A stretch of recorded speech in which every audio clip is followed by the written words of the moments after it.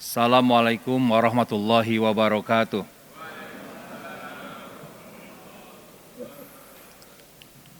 Innal hamdalillah nahmaduhu wa nasta'inuhu wa nastaghfiruh wa na'udzubillahi min sururi anfusina wa min sayyiati a'malina may yahdihillahu fala mudhillalah wa may yudlil fala hadiyalah.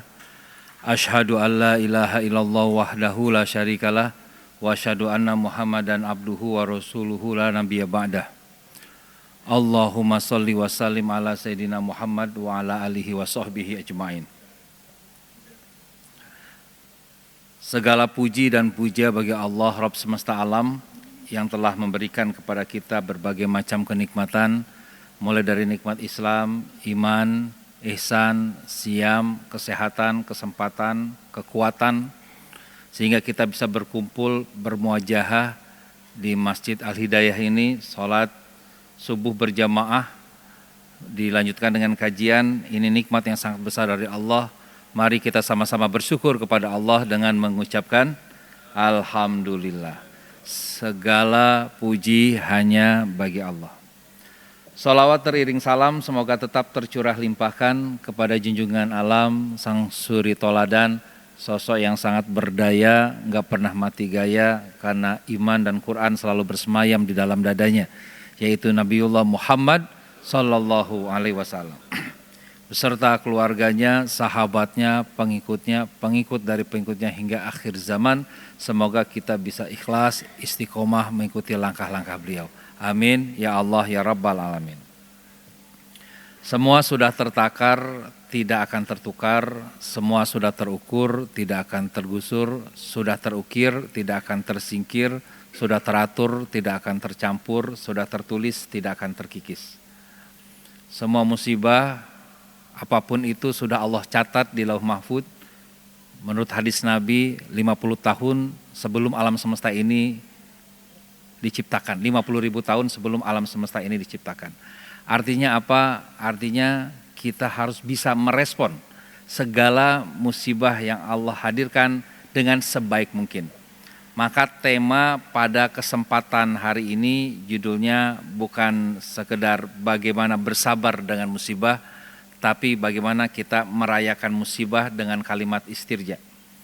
Sebagian dari materi ini pernah saya sampaikan sedikit-sedikit dalam pertemuan-pertemuan sebelumnya. Hari ini versi lebih lengkapnya. Namun mohon izin sebelumnya, masih di momen Syawal, izinkan saya mengucapkan taqabbalallahu minna wa minkum siyamana wa siyamakum minal aidin wal faizin. Mohon maaf lahir dan batin.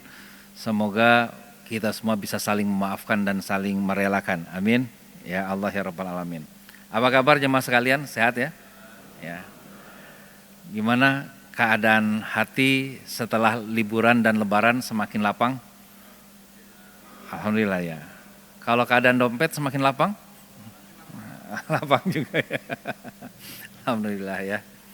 Baik jemaah sekalian rahimakumullah.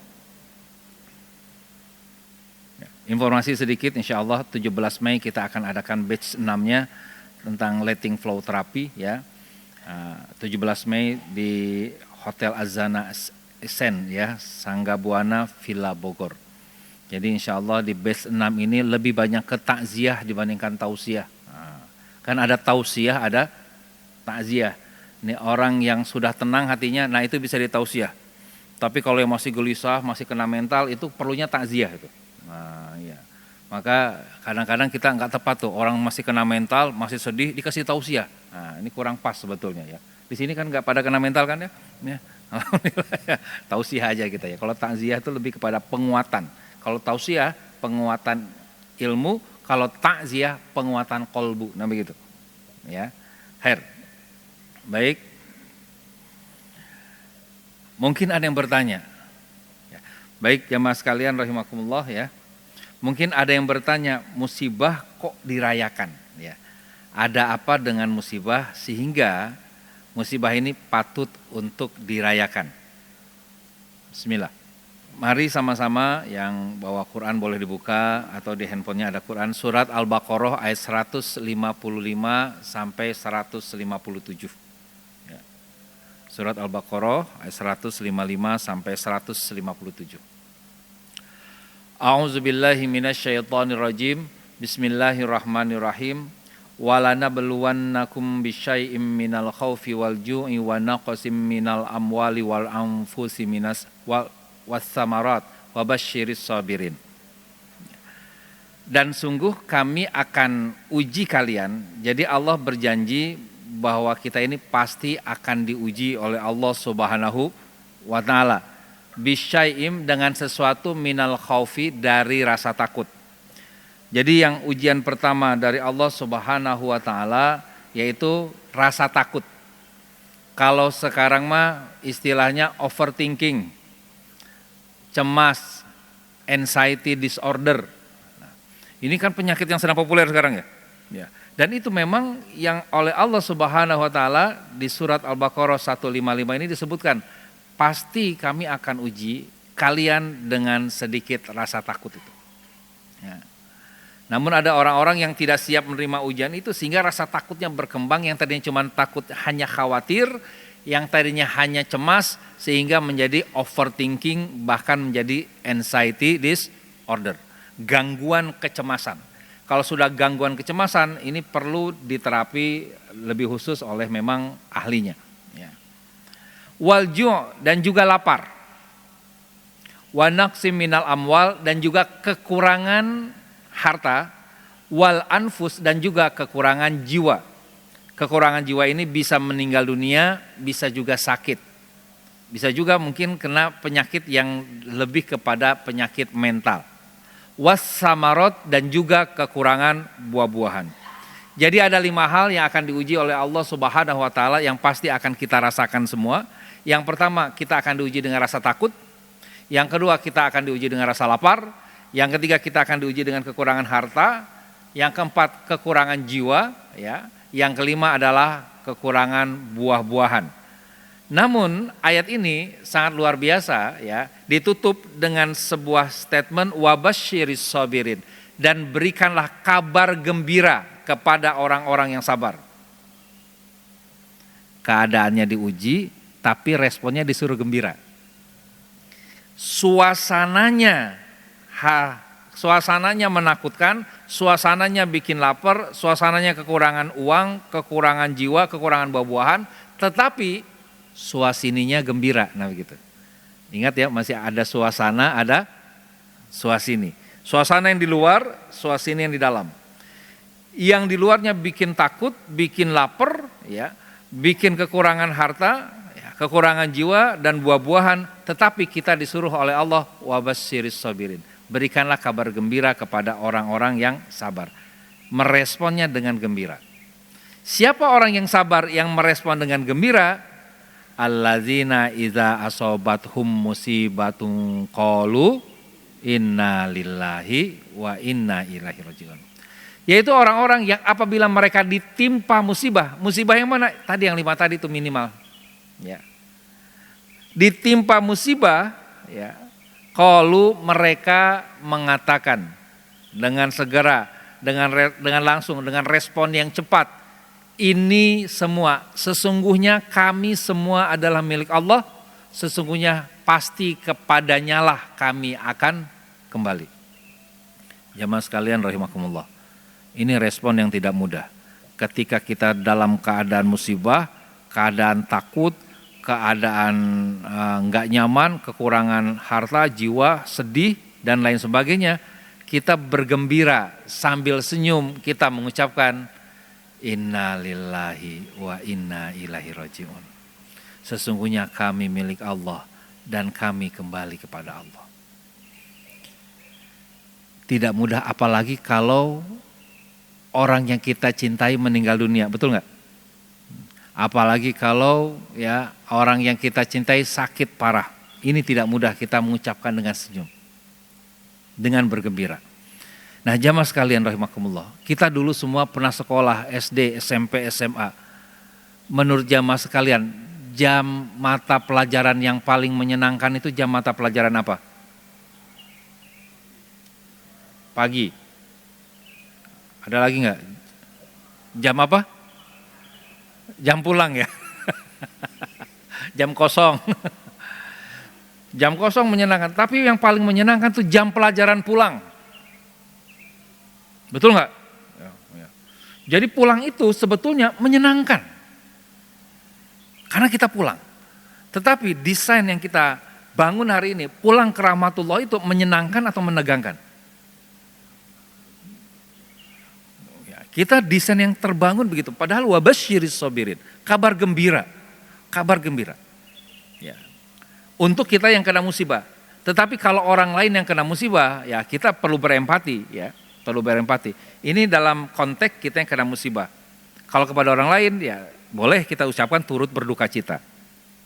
Kurang pantas kalau kita ucapkan turut bersuka cita, kurang pantas, karena sedang kena musibah. Ya. Berita lelayu hari ini kan sering berita lelayu atau berita duka cita, betul ya? Ya, rata-rata kan begitu ya. Ya. Namun bagus juga kalau sedikit di-upgrade berita istirja, nah begitu. Ya. Berita istirja. Ya. Jadi ada berita tentang seseorang yang berpulang ke rahmatullah. Ya. Khair. Jadi kalau kita lihat ayat ini, ayat 155 sampai 156 ya. Kita mengucapkan kalimat istirja ini adalah bentuk perayaan kita atas apa? Atas musibah yang Allah berikan.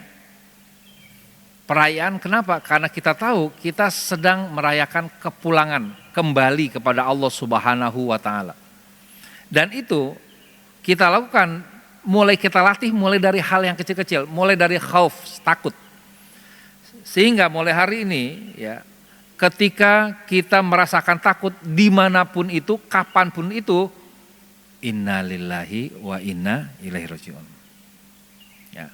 Lewat tempat yang angker, kuburan, ucapannya innalillahi wa inna ilaihi rajiun. Takut. Ya. Besok anak-anak belum bayar SPP ini udah telat nih. Innalillahi wa inna ilaihi rajiun. Minal amwal. Ya. Lapar.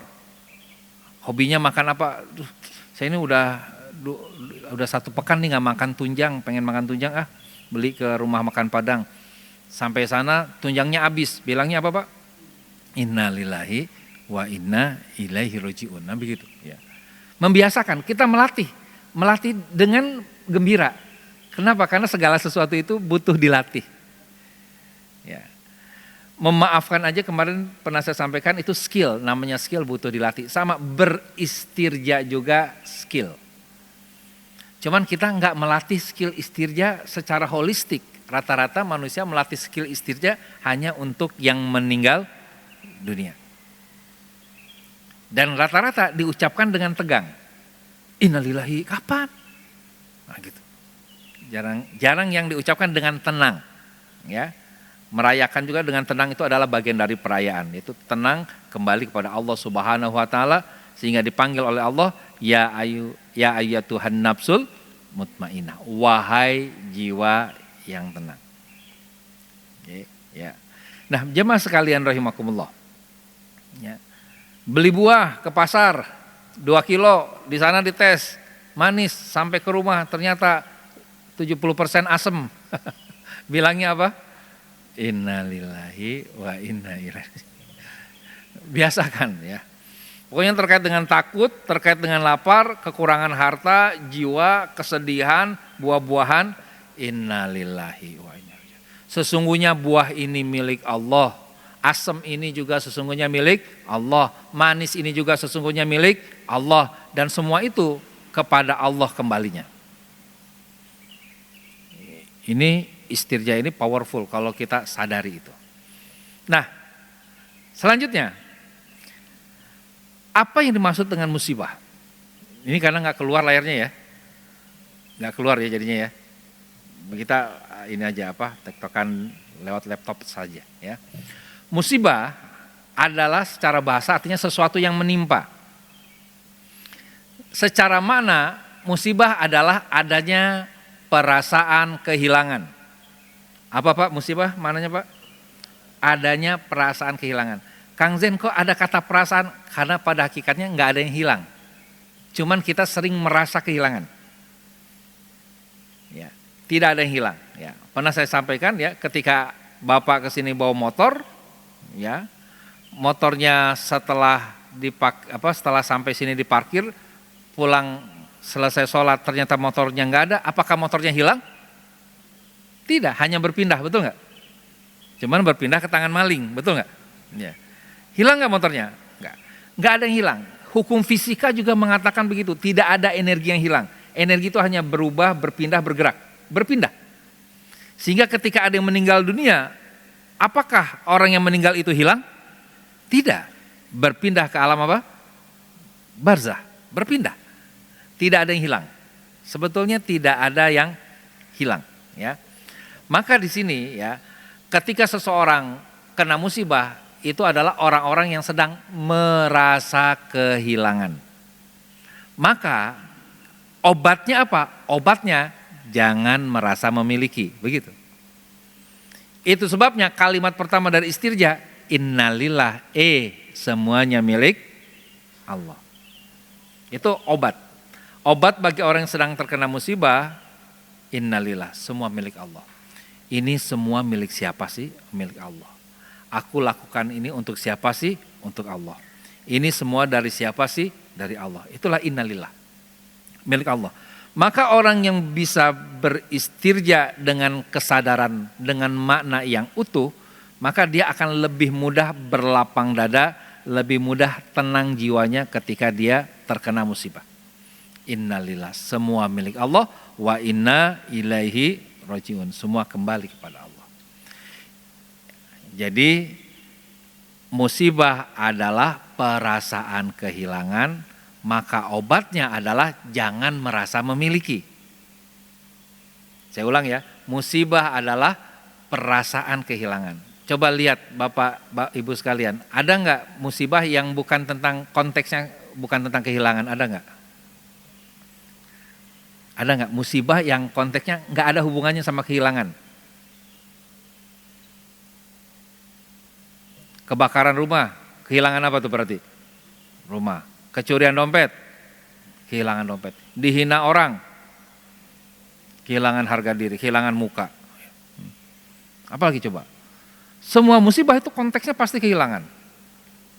Kesandung, kehilangan apa? Kehilangan nggak kesandungnya kan? Kehilangan jalan tegak, kesandung berarti kan? Kehilangan kestabilan kan gitu. Apapun musibah, coba cek deh. Ada nggak musibah yang konteksnya bukan kehilangan? Padahal kita sudah diingatkan, ya. Kita tuh harus melepaskan. Kan menghilangkan, melepaskan itu adalah bagian dari realita kehidupan. Contoh, sekarang tanggal berapa Pak? 27. Ya. Tanggal itu artinya apa Pak? Saya barusan beberapa hari yang lalu habis cabut gigi tanggal 2 gigi saya. Tanggal itu artinya apa? Lepas. Kenapa dibilang tanggal 1, tanggal 2? Biar tahu kita ini hidup ini setiap hari harus melepaskan. Lepas, tanggalkan lagi. Udah, tanggalkan, lepaskan. Kenapa? Itu bukan milik kita, bukan punya kita, semua milik Allah. Udah, tanggalkan. Kenapa disuruh bersedekah, berinfak? Lepaskan, semuanya lepaskan. Kenapa disuruh memaafkan? Lepaskan, semuanya, lepaskan. Hidup ini tanggal, kita punya tanggal itu pembelajaran melepaskan.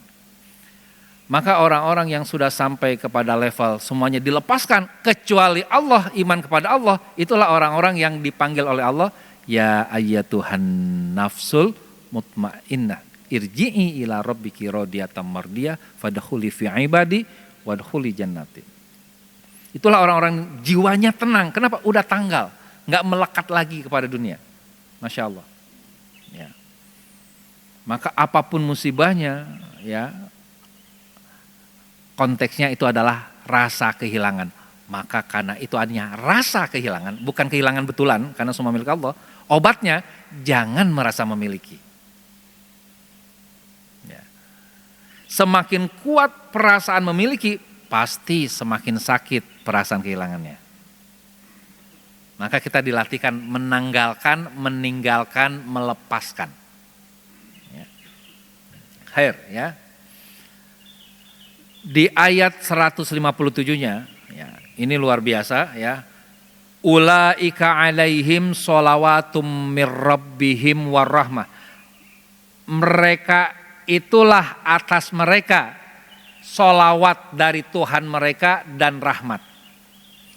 Bayangkan Pak, biasanya yang mendapatkan sholawat dari Allah Subhanahu wa ta'ala adalah para nabi.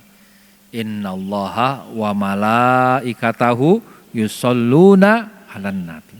Sesungguhnya para Allah dan para malaikat bersolawat kepada nabi.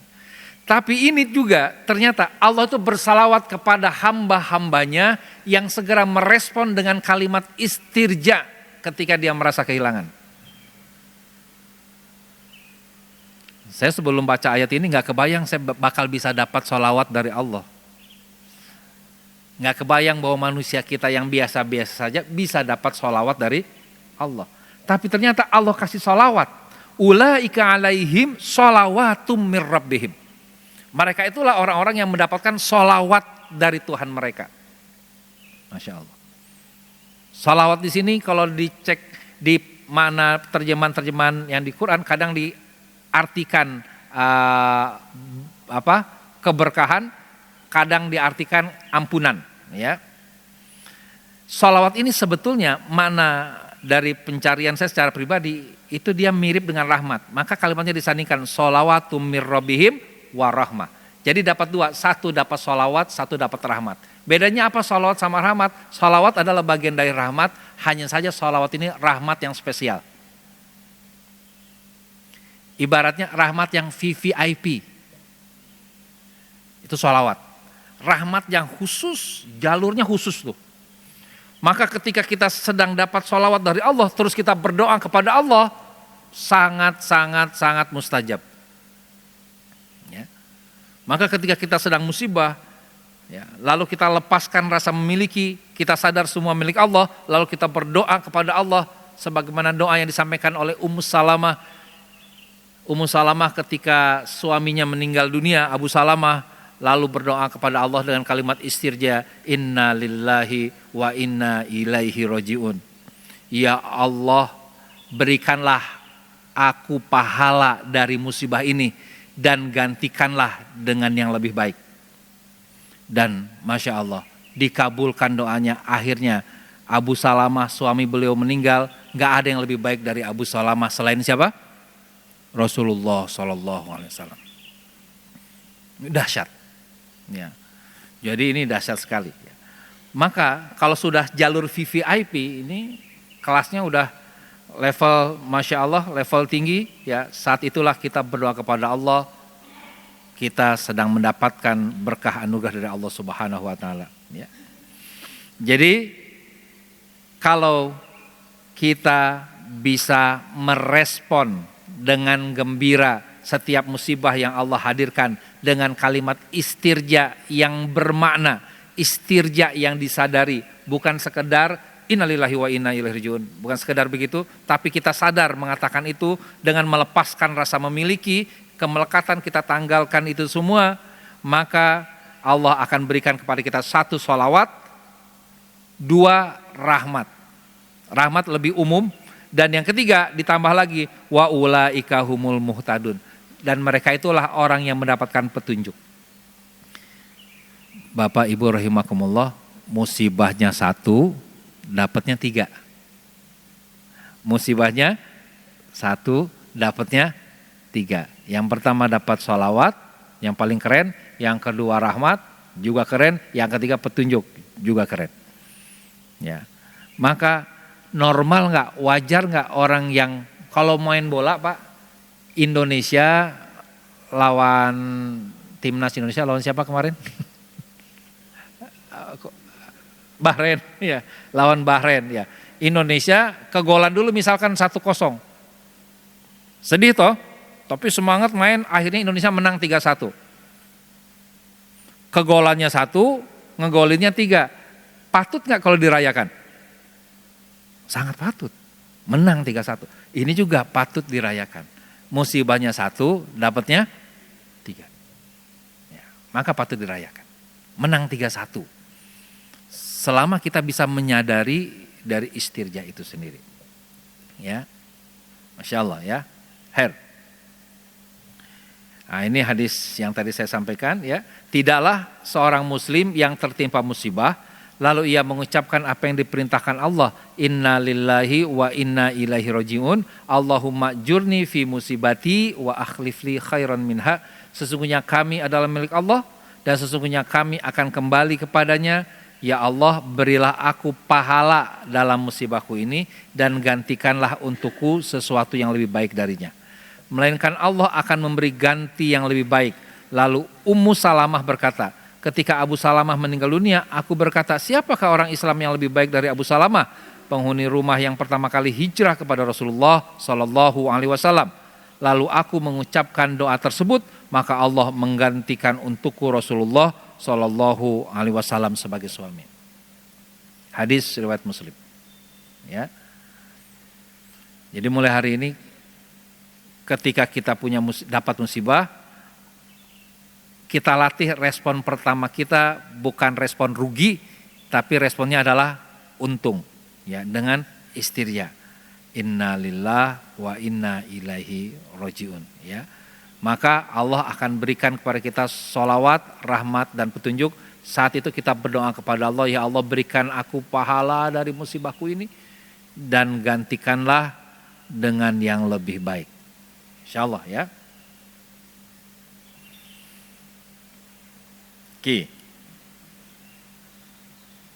Nah, sekarang kita lihat kenapa terjadi musibah. Dalam surat At-Taghabun ayat 11, Allah Subhanahu wa taala berfirman, A'udzubillahi minasyaitonirrajim, ma asoba mim musibatin illa biiznillah, wa may yu'min billahi yahdi qalbah, wallahu bikulli syai'in alim. Tidak ada suatu musibah pun yang menimpa seseorang kecuali dengan izin Allah. Jadi pertama itu adalah izin Allah. Dan barang siapa yang beriman kepada Allah, niscaya dia akan memberi petunjuk kepada hatinya, kepada qalbunya, dan Allah Maha mengetahui segala sesuatu. Kita sadari bahwa musibah yang terjadi atas satu izin Allah. Kalau sudah terjadi atas izin Allah, ini pasti yang terbaik. Apapun yang terjadi itu kalau terjadi nggak sesuai keinginan kita, berarti sedang terjadi sesuai dengan keinginan Allah. Dan keinginan Allah pasti lebih luas daripada keinginan kita yang dangkal. Kalau kita bisa menyerahkan keinginan itu kepada Allah, maka musibah akan terasa anugerah. Ya. Dan Allah akan kasih petunjuk kepada hati orang-orang yang meyakini bahwa musibah ini terjadi atas izin Allah. Allah Maha mengetahui segala sesuatu. Khair. Ya. Dalam surat Al-Hadid, ya, disampaikan ayat 22 dan 23. Bagaimana respon yang tepat dalam menyikapi musibah? Selain tadi sudah disampaikan di Al-Baqarah 155 157. Allah Subhanahu wa taala berfirman, tiada suatu musibah atau bencana pun yang menimpa di bumi dan tidak pula pada dirimu sendiri, melainkan telah tertulis dalam kitab Lauhul Mahfuz. Semua sudah tertulis, tidak akan terkikis, sudah teratur, tidak akan tercampur sebelum kami menciptakannya. Jadi sebelum alam semesta ini diciptakan, itu semua sudah tertulis. Ya. Sesungguhnya bagi Allah yang demikian itu mudah. Sedangkan bagi kita itu memang susah, tidak mudah dipahami. Kok bisa begitu? Allah kok bisa tahu apa yang akan terjadi? Karena memang waktu itu diliputi oleh Allah. Maka waktu itu mau saat ini, masa lalu, masa depan pasti dalam sepengetahuan Allah Subhanahu wa taala. Di ayat 23-nya, kenapa hal itu terjadi? Supaya kalian jangan bersedih terhadap apa yang luput, yang lepas dari kalian, dan supaya kalian jangan terlalu senang terhadap apa yang diberikannya kepada kalian. Jadi targetnya dua, supaya kita nggak terlalu sedih, supaya kita nggak terlalu senang. Ya, jadi hati-hati ya. Ketika kita masih sedihnya terlalu sedih, senangnya terlalu senang, itu tanda-tanda kita belum bagus iman kita kepada takdir Allah Subhanahu wa taala. Jadi kalau dipuji senang sedikit, habis itu tenang. Nah, pernah saya sampaikan tuh. Kalau main proporsi, ya ini memang nggak ada dalilnya, cuma main proporsi. Berarti gimana kajian proporsinya? Bapak kalau dipuji dapat nikmat, senangnya 30%, 70%-nya tenang. Kalau dapat musibah, tegangnya 30%, 70%-nya tenang. Nah begitu. Jadi tenangnya lebih dominan dibandingkan senangnya dan tegangnya. Karena jangan terlalu senang, jangan terlalu sedih. Berarti tengah-tengah namanya tenang. La tahzan innallaha ma'ana. Janganlah kamu bersedih, sesungguhnya Allah beserta kita. Ya. Pak, lama ketemu kok tambah putih aja. Nah, senang apa tegang, Pak? Nah, senang ya. Senangnya berapa persen? 30%. Supaya jadi 70%-nya tenang, kita ucapkan alhamdulillah. Segala puji bagi Allah. Ketika dihina, Pak, kayaknya habis awal kok tambah gembrot, ya. Nah, tegang ini kan. Tegangnya berapa persen? 30%. 70%-nya tenang. Inna lillah. Gembrot ini milik Allah. Nah, begitu ya. Semuanya milik Allah ya. Inna lillah wa inna ilaihi rajiun. Jadi kalau senang direspon dengan hamdalah, kalau tegang direspon dengan istirja. Dan kalau kita lihat konteks kalimatnya, alhamdulillah dengan innalillah maknanya mirip. Alhamdulillah artinya segala puji hanya bagi Allah. Innalillah artinya segalanya milik Allah. Sebetulnya mah itu kene sebetulnya. Ya. Sebetulnya ya. Oke. Akhir ya. Dalam surat An-Nisa ayat 79 Allah berfirman, A'udzubillahi minasyaitonirrajim, ma asobaka min hasanatin faminallah wa ma asobaka min sayyi'atin famin nafsik wa arsalnaka linnasi rasula wa kafabillahi syahida. Apa saja nikmat yang kamu peroleh itu berasal dari Allah, dan apa saja bencana yang menimpamu maka dari kesalahan dirimu sendiri. Kesadaran inilah yang membuat kita lebih mudah beristirja. Dapat baik ini dari Allah, dapat buruk perbuatan diriku sendiri. Kami mengutusmu menjadi rasul kepada segenap manusia, dan ini kalimat penutupnya, wa kafa billahi syahida. Dan cukuplah Allah menjadi saksi. Jamaah sekalian, yarhamukallah ya. Di era medsos ini tidak sedikit orang yang pengen disaksikan oleh orang lainnya. Di sini ada kalimat kalau kita kena musibah, dan cukuplah Allah menjadi saksi. Betapa banyak orang sedang sakit, pengen disaksikan sama yang lain, akhirnya punten ya, yang sudah terlanjur ya nggak apa-apa ya.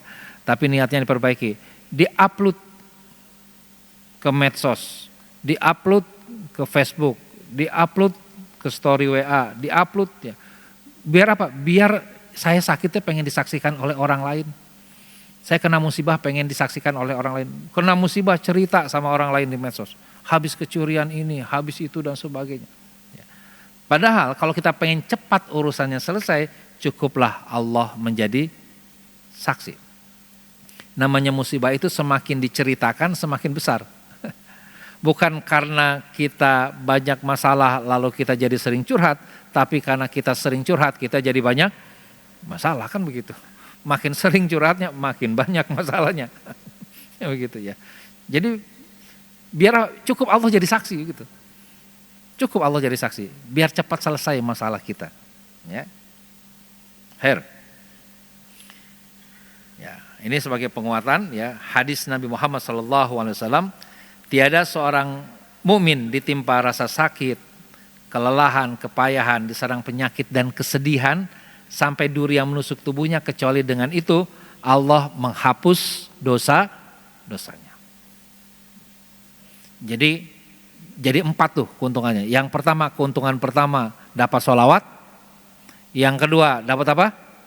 Rahmat. Yang ketiga dapat petunjuk. Yang keempat dibersihkan dosa-dosanya. Tadi menang 3-1, sekarang menangnya berapa? 4-1. Berarti sebetulnya kalau musibah direspon dengan tepat, musibah itu musibah apa anugerah sebetulnya? Anugerah. Maka kita akan bisa musibah sama dengan anugerah ketika meresponnya dengan tepat. Apalagi kalau kita lihat di surat Asy-Syura, surat 42 ayat 30, Allah Subhanahu wa taala berfirman yang artinya, dan apa saja musibah yang menimpa kamu maka adalah disebabkan oleh perbuatan tanganmu sendiri. Dan Allah sudah memaafkan sebagian besar dari kesalahanmu.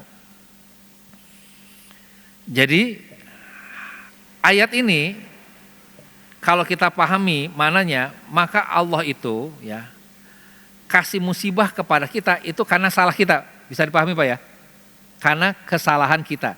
Dan Allah segitu teh udah memaafkan sebagian besar kesalahan kita. Oke, saya ulang ya. Jadi Allah memberikan musibah kepada kita itu karena kesalahan kita. Segitu teh, sebagian besar kesalahan sudah Allah maafin. Gampangnya begini, Bapak punya 10 kesalahan. Punya berapa Pak? 10 kesalahan. Yang 7, berarti sebagian besar tuh ya. Yang 7 sudah dimaafin sama Allah. Yang 3 ditukar jadi musibah, nah begitu.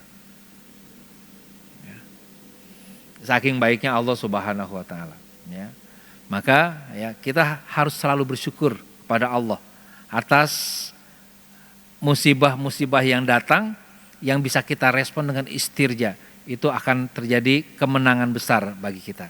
Maka mulai hari ini mari sama-sama kita sadari tujuan dari musibah, dia adalah sebagai peringatan, nasihat untuk kita semua, ya, memperbaiki jiwa kita, ya, bahwa kita punya banyak kesalahan ternyata dengan musibah ini. Bisa juga kita lihat yang kedua sebagai ujian bagi keimanan kita, itu ada di surat 29 ayat 2. Ya, Allah nggak akan membiarkan seseorang mengatakan kami telah beriman tanpa diuji lagi. Ya. Yang ketiga sebagai pembersihan, ampunan. Ya.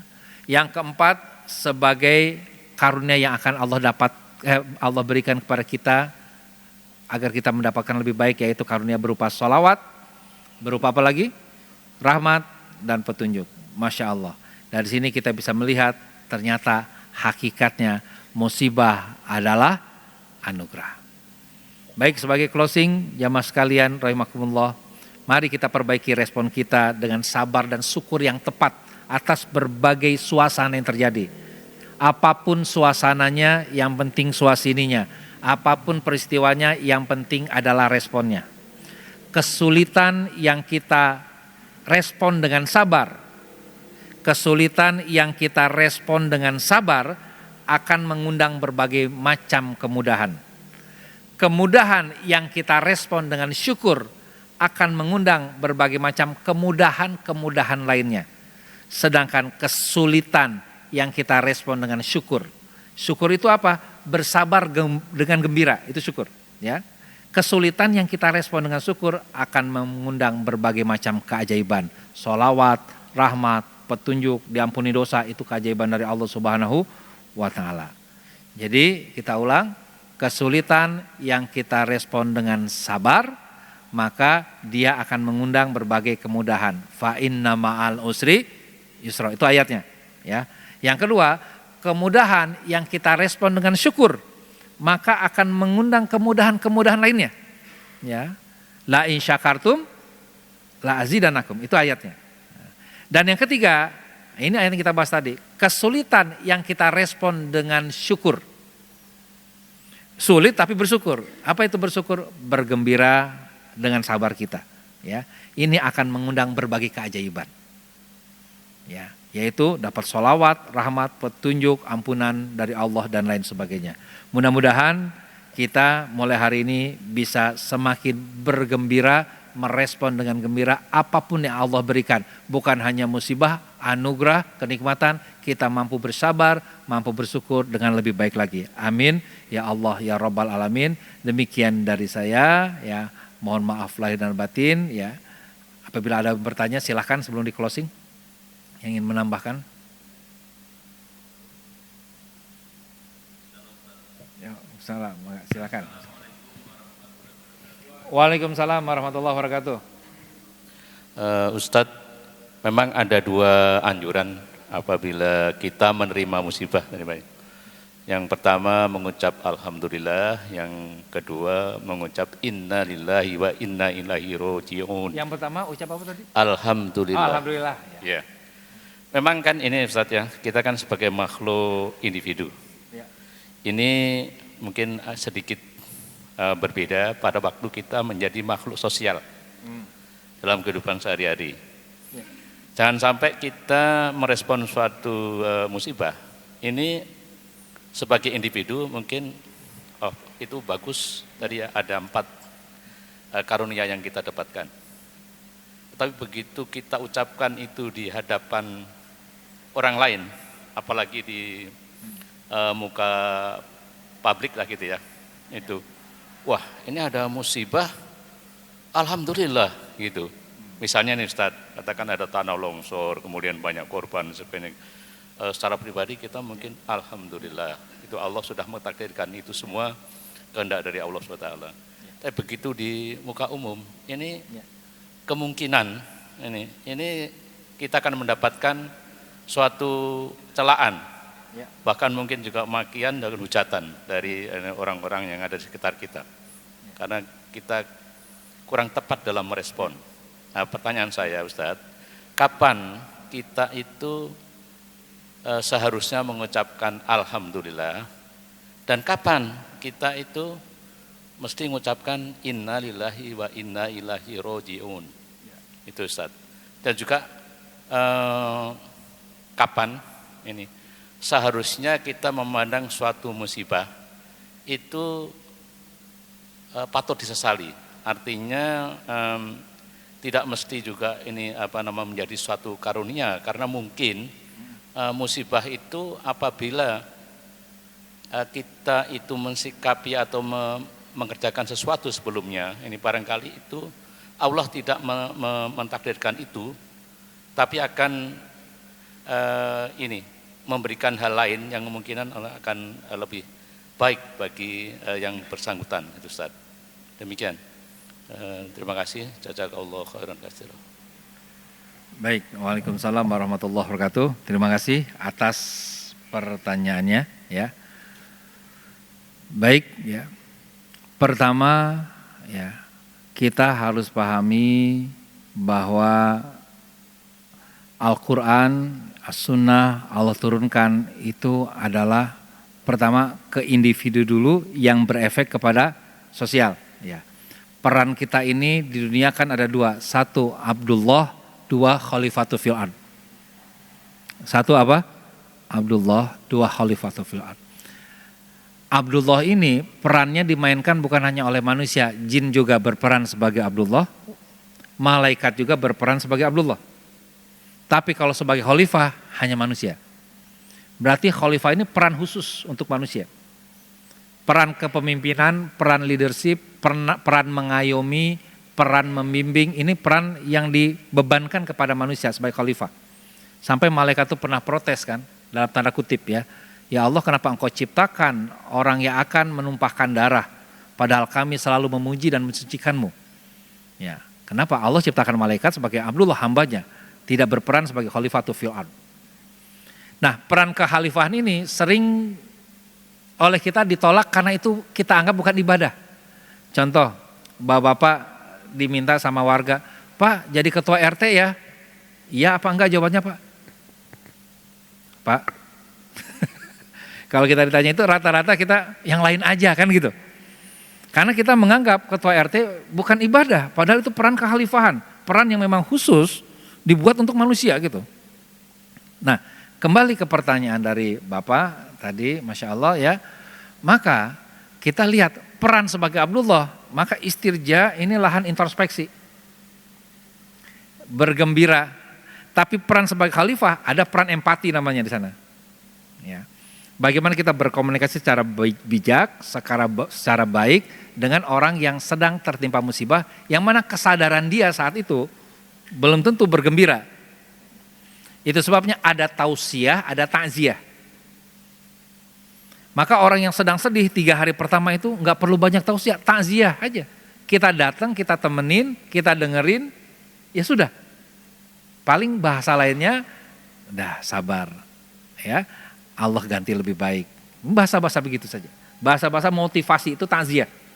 Bukan bahasa-bahasa tausiah. Lah kamu gitu aja nangis, ini tuh penggugur dosa tahu nggak buat kamu. Nggak pas. Ya. Sama ya, tentang ketika kita dapat hadis bahwa setiap sakit itu adalah pembersih dosa, maka ketika kita yang sakit, kita gembira, alhamdulillah. Alhamdulillah. Atau innalillah. Sama innalillah juga kan kalau bergembira maknanya alhamdulillah. Alhamdulillah, saya dikasih sakit, ini berarti dosa saya sedang digugurkan. Ya. Alhamdulillah ya, gigi saya mulai goyang, ini berarti saya kalau sering ngomong sama orang lain, mungkin saya suka nyakitin, suka nyindir ya, sehingga sama Allah giginya dibuat goyang, ini mudah-mudahan penggugur dosa. Alhamdulillah. Itu ke kita. Tapi ketika orang lain, misalnya mulutnya sering sariawan, giginya sering goyang dan sebagainya, lu sih sering ngomongin orang, nggak pas. Ya, kenapa? Karena memang itu bagian dari peran kekhalifahan. Ya, disitulah kita berempati, komunikasi. Jadi di sini memang kita perlu memilah dengan lebih teliti, lebih cerdas, ya. Ya. Dan kita itu bisa lakukan dengan empati kita yang Allah berikan, ada rasa di sini. Ya, ketika ada yang bersedih, ada yang sedang berduka, kita bertakziah. Nah, jangan terlalu bertausiah, tapi apa disuruhnya? Takziah. Karena tidak sedikit orang yang takziah malah tausiah di sana. Ya, orang sedang sedih dikasih tausiah biasanya kurang nerima gitu ya. Lu sih nggak ngerasain kan gitu. Ya, biasanya kan begitu ya. Kalau dalam bahasa-bahasa kekiniannya ya. Mungkin itu jawaban singkatnya ya. Allahu a'lam bishawab ya. Baik, ada satu lagi, ya mangga. Sedikit Ustaz, Assalamualaikum warahmatullahi wabarakatuh. Di ayat 55 ini saya berpikir kan ada bentuk ujiannya, ada tadi ketakutan. Mohon izin boleh lebih keras Pak? Ayat 155 tadi ya. Oh ya. Bentuk ujiannya ada ketakutan, takut, kelaparan, lapar, kehilangan harta, ya. jiwa, buah-buahan. dan terakhir itu buah-buahan. Ya. Buah-buahan ini kan mewakili makanan gitu. Ya. Dengan kelaparan kan hampir sama. Mengapa disebut khusus nih buah-buahan Ustadz ya? Ya. Maknanya. Kasih. Ya, baik. Ya, ini pertanyaan yang bagus ya. Jadi bedanya buah-buahan sama lapar ya. Karena kalau lapar itu terkait dengan makanan pokok. Kalau buah-buahan ini makanan kesehatan. Jadi buah-buahan ini kalau saya manai di sini itu kayak multivitamin kayak gitu ya. Makanan-makanan kesehatan lainnya itu buah-buahan ya. Dan problemanya kan kalau makan pokok itu lapar atau kenyang kan itu. Tapi kalau buah-buahan enak apa kagak kan? Ya. Jadi ada musibah-musibah yang terkait dengan buah-buahan ya, bisa jadi itu juga yang terkait dengan panen yang gagal. Itu juga bagian dari buah-buahan bagi para petani. Banyak yang terkait dengan buah-buahan, musibah itu banyak ya. Banyak dimakan hama dan lain sebagainya ya. Itu bisa ya. Cuman kalau lapar lebih kepada makanan pokok untuk kelangsungan hidupnya yang pokoknya begitu. Wallahu alam. Ya bisa diterima Pak ya sementara ya. Ya, baik. Ya, baik ya Bapak Ibu rahimakumullah ya. Sebagai closing statement ya, yang pertama beristirjalah dengan keyakinan bahwa kita tak pernah kehilangan apapun sebab semuanya milik Allah dan akan kembali kepada Allah. Yang kedua, yakini bahwa musibah ini sudah tertulis di Lauh Mahfuz dan terjadi hanya dengan izin Allah. Yang ketiga, jangan ragukan keadilan Allah, musibah ini terjadi pasti ada hubungannya dengan kesalahan kita selama ini. Yang keempat, jangan merasa korban lalu menyalahkan orang lain. Tapi akuilah bahwa diri kitalah yang lemah dan banyak salah, dan jangan ceritakan musibah kita kepada orang yang tidak tepat. Ya, curhat boleh nggak sebenarnya? Boleh kalau curhat yang orang yang tepat. Sedang sakit gigi, curhat ke dokter gigi, boleh. Pas, selesai masalahnya.